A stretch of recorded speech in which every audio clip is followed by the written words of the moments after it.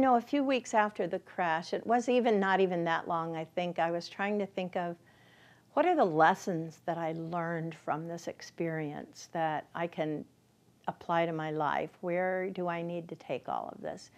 And I thought of the phases in my mind that day, the acceptance that I was going to die. I really felt that there was not a chance we were coming out of this alive. And it wasn't a feeling of despair, it was more an acceptance that there's an outcome here that's not going to be good. And I need to accept the fact that this might be the time that I'm going to be gone.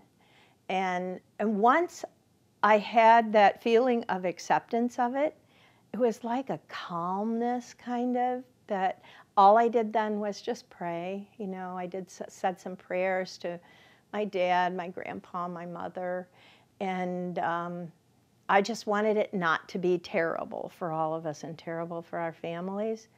But that acceptance let me go one step further, so that what I feel now is that once you've been able to look at death right in the face like that, you come away with a feeling that nothing can be any worse than this. And I've been able to look at my possible death here, or my probable death, and say, I'm okay with this. It might happen, and I'm okay with this. And that calmness is really wonderful feeling to have. There's a miracle on a number of different levels, not just for me and the other passengers, but there are heroes all over the place. There's miracles that are happening, and right now, miracles are happening all over out of this. Just think of everything that's happened out of this, the positive. And the real message of this, knowing this book, but what happened that day is hope.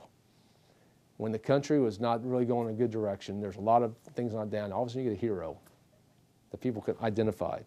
You have a bunch of passengers who pulled together as a team, got resourceful, and pulled this thing off.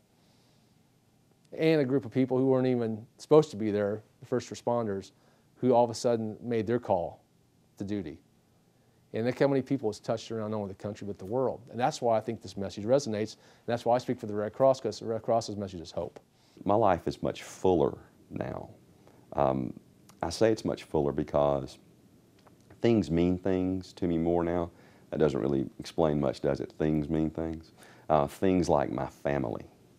When I say goodbye to my wife and hug her, I hug her as if it's the last time I'll see her.